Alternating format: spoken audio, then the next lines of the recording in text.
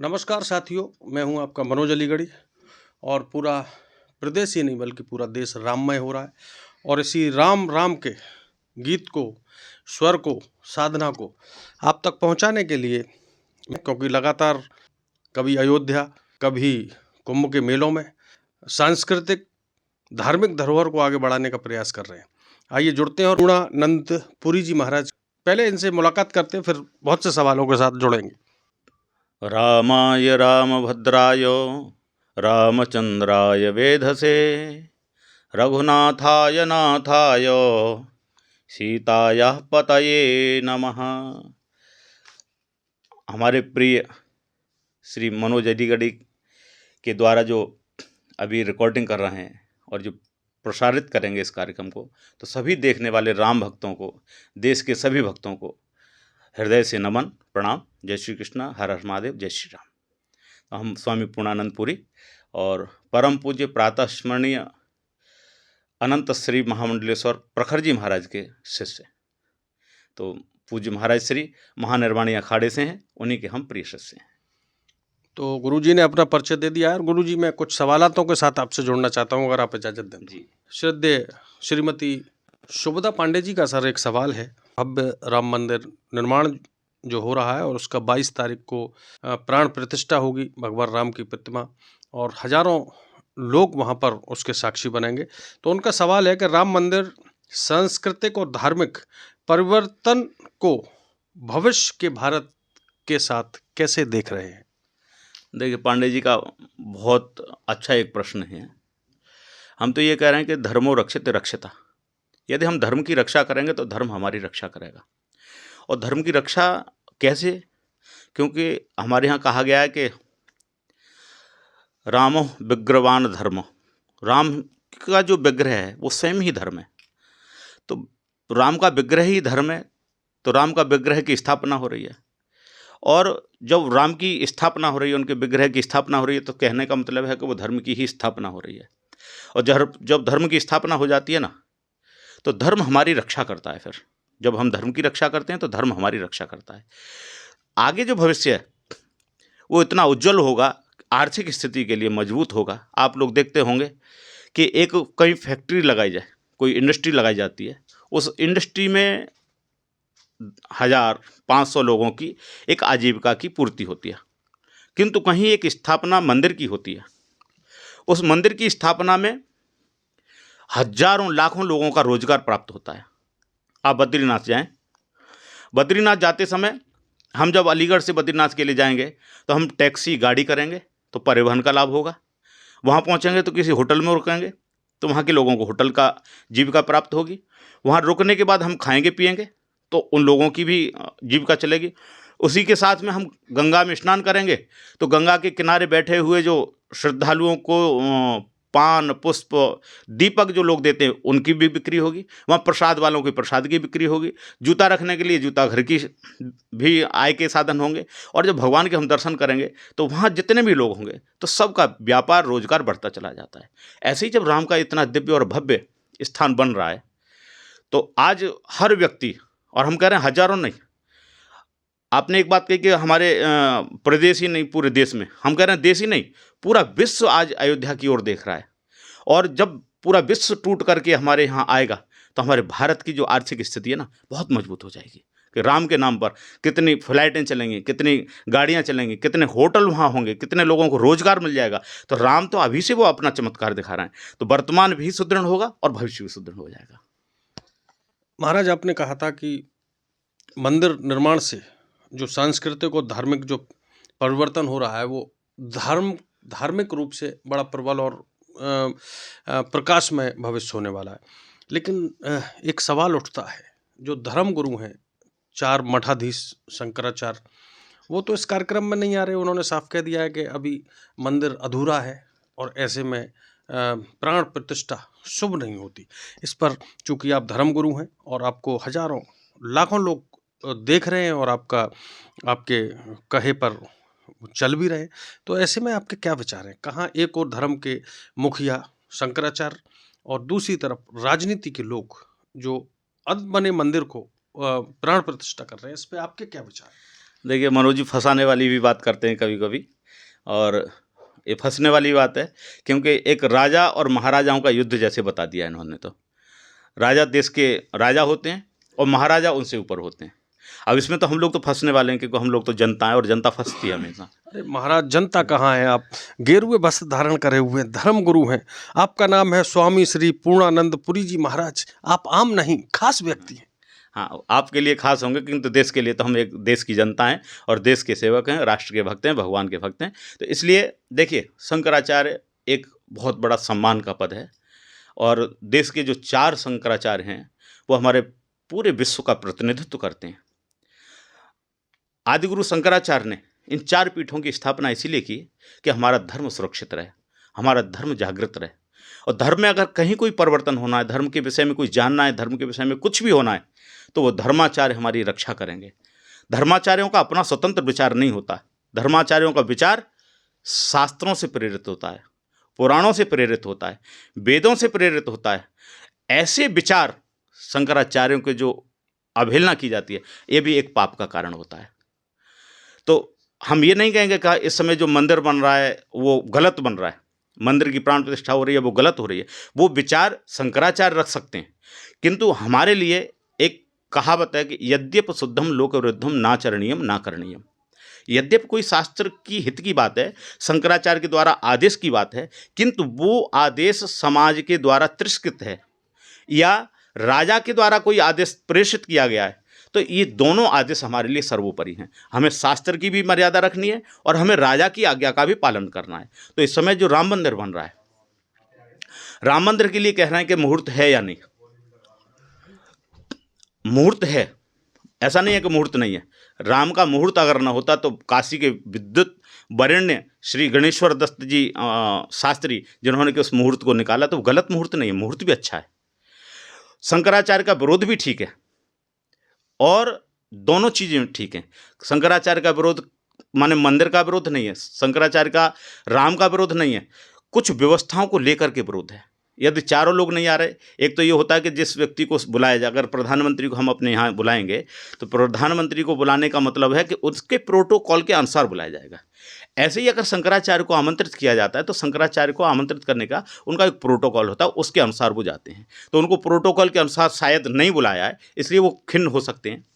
बात रही मुहूर्त की, मुहूर्त हो या न हो, राजा की आज्ञा है कि 22 जनवरी को राम के विग्रह की स्थापना होगी, तो इसलिए हमें सबको स्वीकार है और हमें उसको पालन करना है।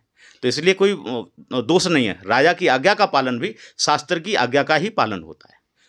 तो दर्शकों, आप देख सकते हैं स्वामी श्री पूर्णानंद पुरी जी महाराज ने ऐसे अपने शब्दों में मेरे सवाल का, आपके सवाल का जवाब दिया है जैसे भगवान कृष्ण के लिए मक्खन में लपटी हुई मिश्री।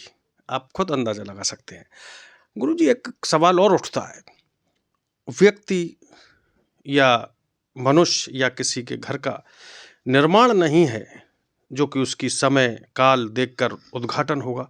भगवान राम के लिए कौन सा शुभ घड़ी, कौन सा कालखंड, कौन सा वक्त? भगवान के लिए भी क्या शुभ घड़ी की आवश्यकता है? वो तो ब्रह्मांड के रचयिता हैं, वो जब चाहें तब हमारा और आपका कल्याण कर सकते हैं। तो उनको शुभ घड़ी की क्या आवश्यकता थी? ये 1.5 मिनट का जो शुभ घड़ी का जो संकेत दे रहे हैं आप, और हर ओर चल रहा है कि माननीय प्रधानमंत्री जी आएंगे और 1.5 मिनट का शुभ घड़ी निकली है, तो ये जो धर्म के लोग हैं, धर्म को मानने वाले हैं, उनको कुछ बात हजम नहीं हो रही। भगवान के लिए कौन सी शुभ घड़ी की आवश्यकता है? हाँ, नहीं, ये भी बात आपकी बहुत अच्छी बात है कि भगवान जब प्रकट होते हैं तदेव लग्नम सुदनम तदेव तारा बलम चंद्र बलम तदेव। जब शुभ कार्य हो जाए वही क्षण हमारे लिए परम पवित्र होता है। हम लोग कोई शुभ कार्य करते हैं, उस शुभ कार्य करते समय यार जो घड़ी है, जो नक्षत्र है, जो पल है, वो शुभ है, क्योंकि भगवान की प्रेरणा से हो रहा है। यहाँ तो साक्षात धर्म की स्थापना हो रही है। जो राम मनुष्य के राम नहीं, जीव जंतु के राम नहीं, किसी धर्म अधर्म के राम नहीं, वो राम जो कण कण में व्याप्त है, जीव चराचर सब में व्याप्त है, उस राम की स्थापना है। तो यहाँ मुहूर्त की तो आवश्यकता है ही नहीं। जब राम आ रहे हैं, राम हैं वहाँ और आ भी नहीं रहे, राम स्वतः वहाँ विराजमान है, कण कण में विराजमान है, तो जिस घड़ी राम बैठेंगे वो घड़ी परम पवित्र होगी और उसमें कोई मुहूर्त की आवश्यकता नहीं, किसी नक्षत्र की आवश्यकता नहीं, किसी चीज़ की आवश्यकता नहीं। हाँ, इतना है कि भारत जो धर्म है वो धर्म प्राण राष्ट्र है। तो धर्म का मतलब जो शास्त्रों में वर्णन है उनका मर्यादा का पालन करना भी हम सनातन धर्मियों का होता है। इसीलिए जो मुहूर्त की बात है, भगवान के लिए मुहूर्त की आवश्यकता नहीं है, भगवान के विग्रह में प्राण प्रतिष्ठा के मुहूर्त की आवश्यकता है, और उस आवश्यकता को हम सनातन धर्मी मानते हैं क्योंकि वो शास्त्र की बात है। तो इसलिए ये महत्वपूर्ण हो जाता है। वैसे महत्वपूर्ण कुछ नहीं है, ठाकुर जी तो जब प्रकट हो जाए तभी है, जब हम हरि भजन करें तभी हमारे लिए मुहूर्त है।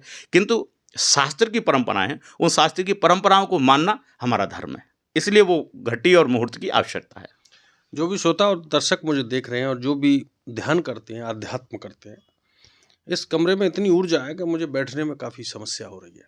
लेकिन आप लोगों का जो प्रेम है और प्रबलता दी है आपने मुझे सवाल करने की गुरुजी से, तो उसको एक श्रद्धेय श्रीमती राममूर्ति जी का सवाल की ओर मैं आपको लेके चलता हूँ। वर्षों से चले आ रहे संघर्ष के बाद जो सफलता मिली है, इस पर भारतीय जनमानस पर क्या प्रभाव पड़ रहा है और ये प्रभाव कहाँ तक दिखाई देगा? देखिए, श्री राममूर्ति जी के लिए बहुत धन्यवाद। उन्होंने जिस प्रश्न को किया, मतलब वो घटना सिहर उठती है। जिस समय हम लोग तो सुनने वाले हैं, केवल प्रत्यक्ष नहीं होंगे, उस समय किसी रूप में हो सकते हैं, किंतु जब बाबर ने आकर के इतने आक्रांता आया, जो बाबर उसने जब मंदिरों का विध्वंस किया होगा, क्या गति रही होगी हम सनातन धर्मियों की। और जिस मंदिर को विध्वंस करके वहाँ एक जिस निर्माण को किया, उस निर्माण के ढांचे को भी खंडहर किया। खंडहर करने से पहले कितना संघर्ष, माने 500 वर्षों से 550 वर्षों से हमारे जो पूर्वज थे ना, अपने प्राणों की न्यौछावर करते रहे, कितने युद्ध लड़ते रहे, कितनी उसमें आत्माओं को आहूत कर दिया गया, कितने लोगों ने ना अपने जीवन को वहाँ बलिदान कर दिया केवल राम के विग्रह को स्थापित करने के लिए। वो राम का स्थान है, इसलिए तो उन सभी के लिए, तो जो राम के प्रति समर्पित होगा उनके लिए नमन। और जो अब आया है ना जो समय, ये हर हिंदू, हर सनातन धर्मी, उनको एक उत्साह उमंग का ये पर्व आया है। और ऐसा दिख भी रहा है, आज दीपावली का जो पर्व आता है ना, वो केवल 5 दिन का होता है। हम यहाँ देख रहे हैं कि पूरा नया जो वर्ष प्रारंभ हुआ है 2024, तो नए साल से ही लोगों में उत्साह और उमंग है। हम लोग देख रहे हैं कई कार्यक्रमों में सम्मिलित हो रहे हैं, जहाँ जा रहे हैं वहाँ उत्साह उमंग, और उसके साथ भगवान राम का लगता है कि जहाँ जाओ वहीं राम प्रकट होने वाला है क्या। तो आगे आने वाला जो समय है वो धर्म का समय होगा, और धर्म को जानने वालों का समय होगा, धर्म को मानने वाले लोगों का समय होगा। सत्तारूढ़ पार्टियां भी समझ गई कि जब तक हम धर्म के प्रति आस्था नहीं रखेंगे तब तक हम देश के ऊपर राज्य नहीं कर सकते। तो अब धर्म की सभी को आवश्यकता पड़ेगी, और धर्म के मानने वालों की ही जीत होगी हमेशा। आपने बड़ी अच्छी बात कही कि धर्म के मानने वालों की जीत होगी और विपक्षी लोग धर्म की आड़ चादर ओढ़कर आगे बढ़ेंगे। गुरुजी, एक पिछले दिनों एक राष्ट्र की बड़ी पार्टी के मुखिया ने कहा है कि ये कार्यक्रम भगवान राम का नहीं बल्कि आरएसएस का है। इस पर आपकी क्या टिप्पणी है? देखिए, जिसने कहा कि भगवान राम का है या नहीं, ये तो राजनीतिक विषय हो सकते हैं किसी के, किंतु हमारा विषय और हमारा मत जो है वो ये है कि भगवान का ही ये कार्यक्रम है, भगवान के लिए कार्यक्रम है। हाँ, इतना जरूर है कि पक्ष और विपक्ष दोनों अपनी अपनी रोटी सेकती हैं। कहीं ना कहीं किसी भी युग में आप चले जाएंगे तो एक पक्ष धर्म को मानने वाला होता है, दूसरा पक्ष धर्म को नहीं मानने वाला होता है। सत्तारूढ़ पार्टी होगी वो उसको भुनाएगी, जो विपक्ष की पार्टी होगी वो उसमें दोष देखेगी। ये तो परंपरा एक चली आई है। तो धर्म को मान करके जो व्यक्ति चलेंगे उनके साथ धार्मिक लोग उनके साथ होंगे। जो भगवान राम को नहीं मानेंगे, जो भगवान राम को काल्पनिक कहेंगे, उनके साथ कभी धार्मिक व्यक्ति सम्मिलित हो ही नहीं सकते हैं। बड़ी अच्छी बात कर रहे हैं आप। मुझे पूरा यकीन है कि आप घंटों जो आपके भक्त होते हैं उनको धर्म के प्रति जागरूक करने में बहुत अच्छा प्रयास करते हैं और लोग जुड़ते रहते हैं आपसे। सवाल ये है, ये मंदिर जो बन रहा है इसमें भारतीय जनता पार्टी का योगदान रहा है या माननीय न्यायालय का? देखिए, हम जो बात कह रहे हैं, माननीय न्यायालय हो या भारतीय जनता पार्टी हो, दोनों पक्ष अब के हैं। इसमें जो श्रेय है ना वो राम भक्तों का है। भारतीय जनता पार्टी अब आई है, न्यायालय जब उस पर काम करने लगा कि दोनों पक्ष वहाँ न्यायालय में पहुँचे तब, किंतु राम भक्त शुरू से उस आंदोलन को लेकर के चल रहे हैं। राम भक्तों ने अपने बलिदान को दिया है, तो ये जो श्रेय है वो राम भक्तों का है, न तो भारतीय जनता पार्टी का है, न आरएसएस का है, न विश्व हिंदू परिषद का है, न न्यायालय का है। ये अगर लाभ हो रहा है तो भगवान की कृपा से, राम भक्तों की बलिदान से ये मंदिर बन पा रहा है। हाँ, धन्यवाद के पात्र हैं कि हमारा जो न्यायालय है उस न्यायालय ने न्याय की बात रखी और कहा कि वो राम का स्थान है, राम का ही है। तो न्यायालय के लिए इसलिए प्रणाम, भारतीय जनता पार्टी के लिए इसलिए क्योंकि जो इतनी व्यापक व्यवस्थाएं बना करके वो चल रहे हैं और इतने भव्य तरीके से राम को अपने उस राजमहल में प्रवेश कराने के लिए बात कर रहे हैं, तो इसलिए भारतीय जनता पार्टी को भी धन्यवाद, आरएसएस को इसलिए धन्यवाद क्योंकि वो व्यवस्था जो एक जन जन का व्यक्ति है, उनका आरएसएस का एक एक जो सेवक है, वो सेवक घर घर जा कर के राम की अलख जगा रहा है और राम के मंदिर में पहुंचाने के लिए, राम के दर्शन कराने के लिए वो प्रयत्नशील है। इसलिए आरएसएस के लिए भी बहुत बहुत धन्यवाद। विश्व हिंदू परिषद जिन्होंने कि राम, वाह गुरु वाह, मानिए आपके मेरे सवालों के ऐसे जवाब दे रहे हैं जैसे मथुरा के पेड़े। मैं समझ गया आप क्या कहना चाहते हैं, लेकिन इसी बीच आपने माननीय न्यायालय का शुक्रिया अदा किया, भारतीय जनता पार्टी का शुक्रिया आपने अदा किया, लेकिन सवाल फिर नया खड़ा होता है कि जो राम भक्त थे, जिन्होंने इस लंबी लड़ाई को लड़ा, दशक नहीं सदियों सदियों लड़ते चले आए, वो इस फ्रेम में कहीं नजर नहीं आ रहे। इस पर क्या विचार है? देखिए पहले राम को आने दो, जिसके लिए लड़ रहे थे, पहले राम आएगा, राम आएंगे तो राम के भक्त भी आएंगे, ये निश्चित है। कहीं न कहीं आपका जो प्रश्न है वो बहुत ऊपर तक जाएगा, जो आपकी शंका है वो बहुत ऊपर तक जाएगी और हो सकता है कि इसको कहीं कोई, इस वीडियो को भी कोई ऐसा व्यक्ति देख रहा हो जो शासन प्रशासन तक पहुंचाए, ऊपर तक पहुंचाए।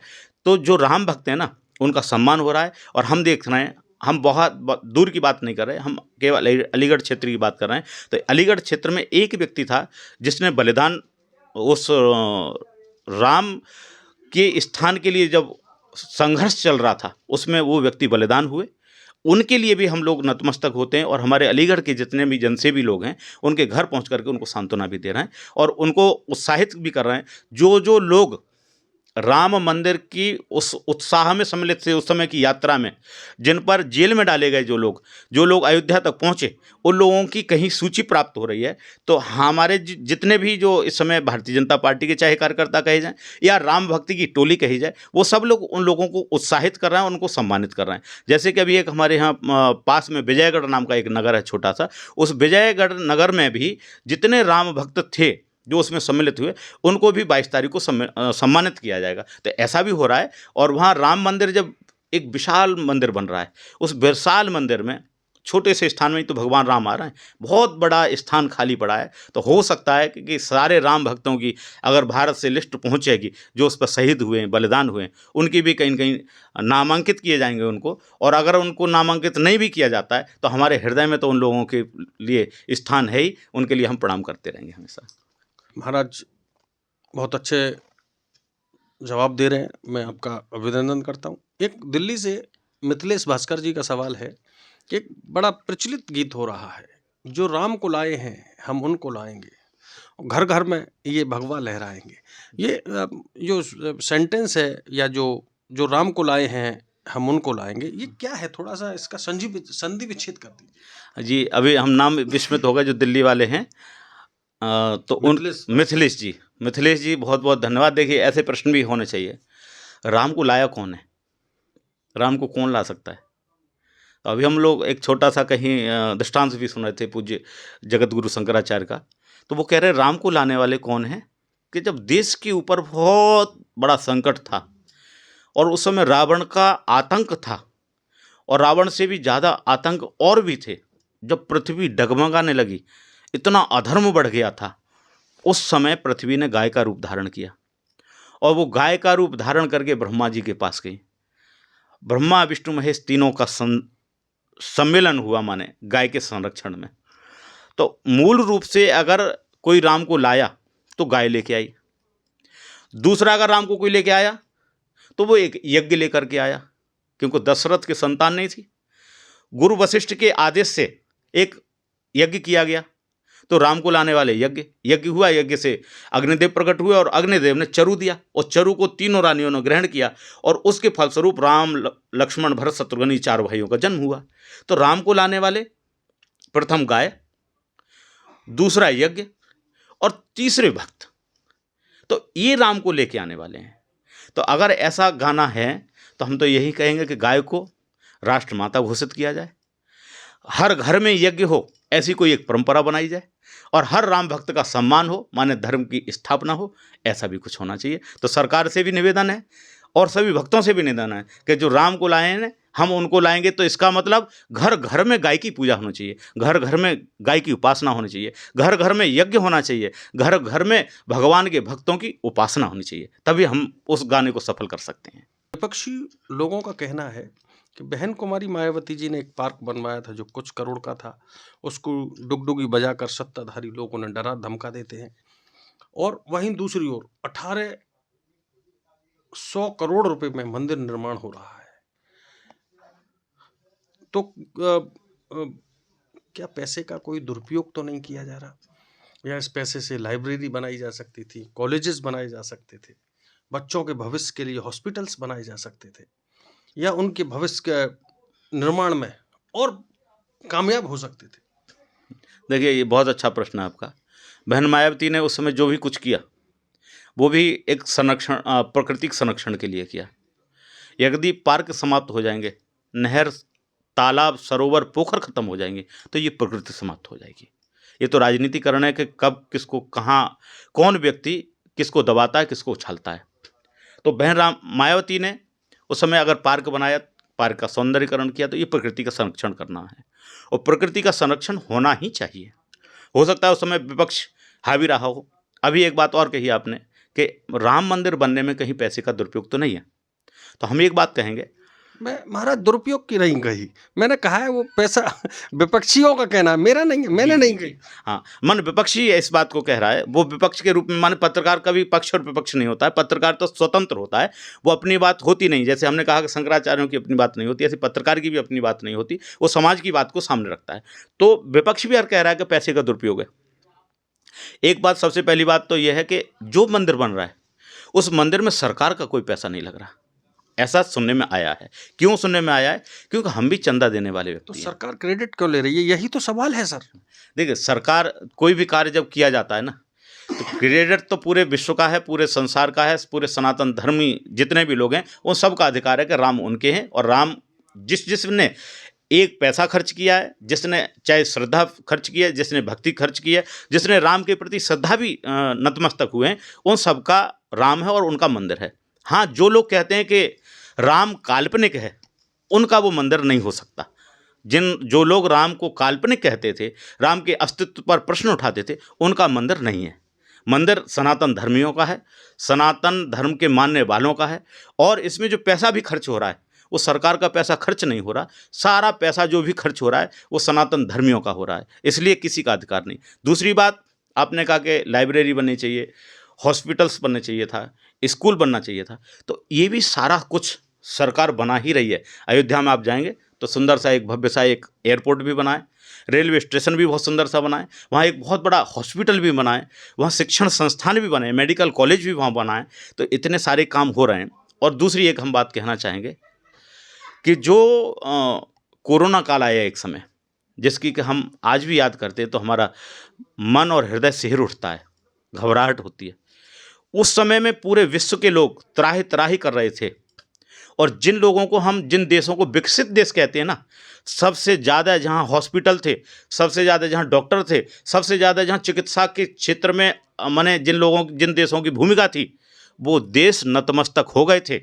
जिस देश में केवल धर्म को पूजा जाता है, जिस देश में मंदिर को पूजा जाता है, जिस देश में धार्मिक भावना को पूजा जाता है, केवल वही देश खड़ा हुआ था, और वो पूरे विश्व को वैक्सीन बांट रहा था, उस समय दवाएं बांट रहा था, और हमारा देश सुदृढ़ खड़ा हुआ था। तो ये धर्म की बात है। धर्म को अगर हम मानेंगे ना, तो हमारे अंदर शिक्षा भी होगी, हमारे यहाँ तपस्या भी होगी, हमारे यहाँ ब्रह्मचर्य भी होगा, सब कुछ होगा अगर हम धर्म को मानेंगे। तो इसलिए मंदिर भी एक शिक्षण है। और आप समझ रहे हैं कि जितने मंदिर पहले भी, प्राचीन समय में, आधुनिक समय में, जो मंदिर थे, जहाँ जहाँ मंदिर थे, सारे मंदिरों से लगे हुए गुरुकुल हुआ करते थे।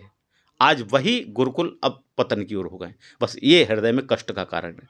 बस सरकार से भी निवेदन करेंगे कि शिक्षण संस्थान तो बहुत हैं, किंतु धर्म की अलग जगाने के लिए राम मंदिर बन रहा है, उसी के साथ एक गुरुकुलम भी होना चाहिए, जिसमें कि हमें धर्म की शिक्षा, हमारे आगे वाली जो भविष्य की पीढ़ी है वो उसमें सीखती रहे। गुरु जी, बहुत अच्छे जवाब दे रहे हैं आप और यकीनन श्रोता और दर्शक उसका पूरा भक्तिमय आनंद भी ले रहे होंगे। एक आखिरी सवाल के साथ हम अपने इंटरव्यू को ख़त्म करेंगे। एक महान संत हैं आप जैसे, उन्होंने कहा है कि कलयुग के ब्रह्मा, विष्णु, महेश के अवतार हैं देश के प्रधानमंत्री श्री नरेंद्र मोदी जी। इस पर आपके क्या ये व्यक्तिगत विचार हैं? देखिए, भगवान भगवान होते हैं और इंसान इंसान होते हैं।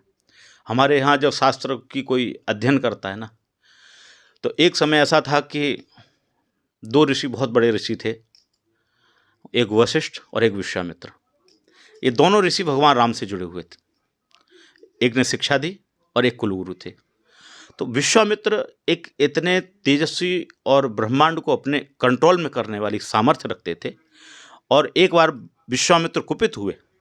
उस समय उन्होंने ब्रह्मा जो सृष्टि को रचता है ना, तो उन्होंने अपनी सृष्टि बनाना शुरू कर दिया। माने सारी चीज़, अब पहले गाय होती थी, उन्होंने उसके प्रत्यंतर एक भैंस तैयार कर दी। हमारे यहाँ जो जौ होता है, वो जौ जिसको यब बोलते हैं, पहले हमारे यहाँ यब होता था, उन्होंने उसके प्रत्यंतर गेहूँ उत्पन्न कर दिया। माने जितनी ब्रह्मा की बनाई हुई सृष्टि थी, उसके विपरीत पैरेलल एक उन्होंने नई चीज़ खड़ी कर दी।